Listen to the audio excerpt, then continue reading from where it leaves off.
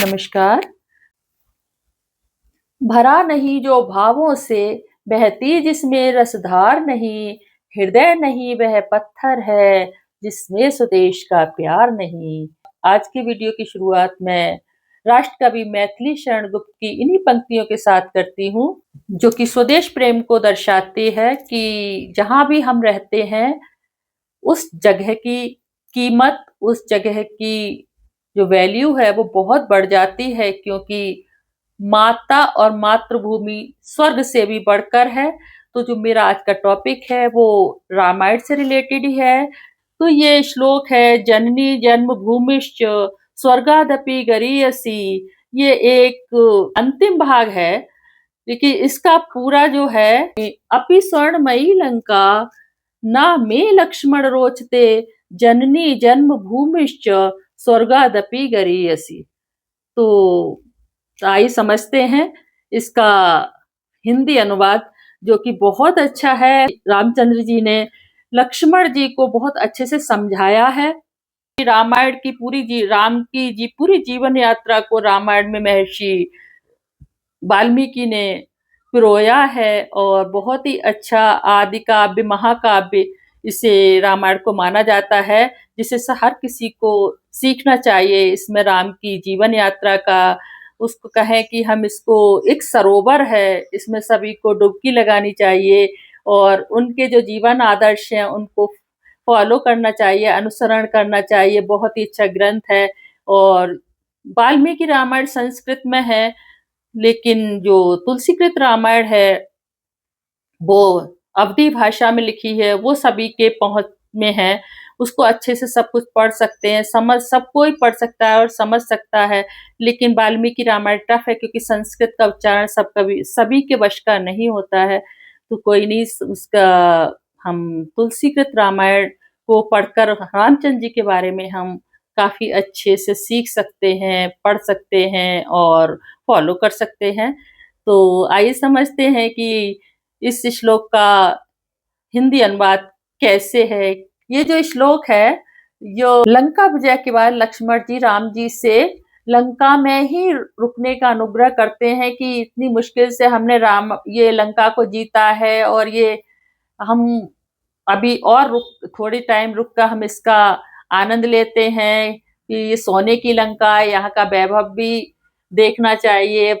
मतलब और सब कुछ, वो लक्ष्मण जी का स्वभाव तो सभी को पता ही है कि थोड़े से चंचल थे, उग्र थे, और राम जी बहुत ज्यादा सीधे साधे थे। और मतलब क्या, राम जी का चरित्र किसी से अछूता नहीं है, कि सभी जानते हैं वो बहुत शालीन थे। तब प्रभु श्री राम माता और मातृभूमि की महिमा को बताते हुए ये वाला श्लोक कहते हैं कि अपि स्वर्णमयी लंका न मे लक्ष्मण रोचते। यद्यपि ये लंका सोने की भले ही बनी है, कितनी भी सुंदर है, या कुछ भी यहाँ का वो हो, लेकिन मुझे ये बिल्कुल भी अच्छी नहीं लग रही है, क्योंकि जन्म देने वाली माँ और मातृभूमि स्वर्ग से भी बढ़कर है। तो मुझे ये लंका का वैभव बिल्कुल भी पसंद नहीं है। ना मैं लक्ष्मण रोचते, ना मतलब नहीं, मैं मीन्स मुझे ये बिल्कुल भी पसंद नहीं है, मुझे नहीं अच्छा लग रहा है। मुझे वापस अयोध्या ही जाना है, कि जहाँ आपने जन्म लिया है, जहाँ के आप वासी हैं। क्योंकि हम शुरू से उन लोगों के साथ उठते हैं, बैठते हैं, उनके दुख दर्द में, दुख और सुख में शामिल होते हैं। उस भूभाग में बसे हुए सारे लोगों का एक दूसरे के प्रति प्रेम भाव, समर्पण, सबसे भावनात्मक लगाव हो जाता है, भावनात्मक प्रेम हो जाता है। उसको छोड़ना हर एक के वश की बात नहीं होती है। वही श्री रामचंद्र जी भी वही कहते हैं लक्ष्मण से कि मैं ये बिल्कुल भी नहीं कर पाऊंगा कि लंका में रुक सकूं, क्योंकि जो मेरा काम था, सीता जी को लंका पर विजय प्राप्त कर ली, रावण का अंत हो गया, और सीता जी को लेके वो फिर अयोध्या में वापस आ गए, क्योंकि उनको अपने जननी माता और मातृभूमि से विशेष लगाव था। तो सभी को होना भी चाहिए, होता भी है कि जहाँ पर हम जन्म लेते हैं वहां पर विशेष लगाव होता है, क्योंकि अपनी पुरानी यादें होती हैं वहां पर। उनको देखकर और मन में मतलब जो पुरानी यादें हैं वो फिर से ताज़ा हो जाती हैं।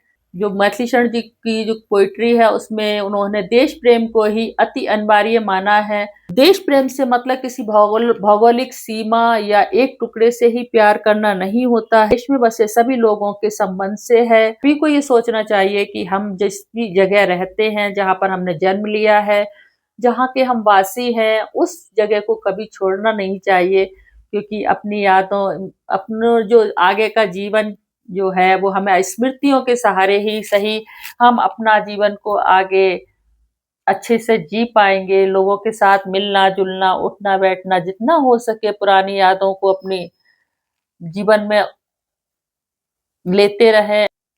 रामायण को आदि काव्य और महाकाव्य भी माना जाता है, क्योंकि ये काव्य श्री राम जी के आदर्श जीवन और उनकी महानता, उनके कर्तव्य और धर्म को दर्शाता है। ये एक बहुत ही अच्छा धार्मिक ग्रंथ है।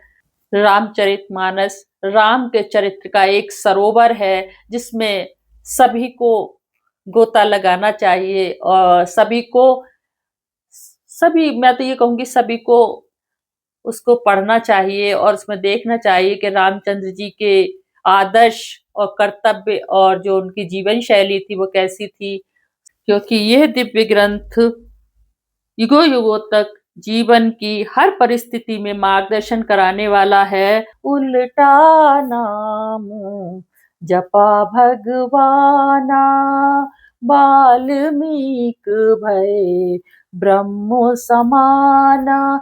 कहा जाता है कि नारद जी के कहने पर महर्षि वाल्मीकि ने मरा मरा का जाप किया। मरा मरा की जो अटूट लगन और एकाग्रता के कारण वो स्वयं ब्रह्म के समान ज्ञानी हो गए।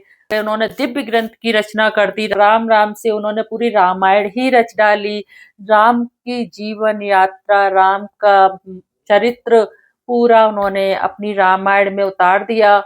तो हमें भी कोई भी कार्य करने से पहले अटूट लगन और मन में विश्वास होना चाहिए, तो हमें उसका जो परिणाम है वो सफल ही मिलेगा।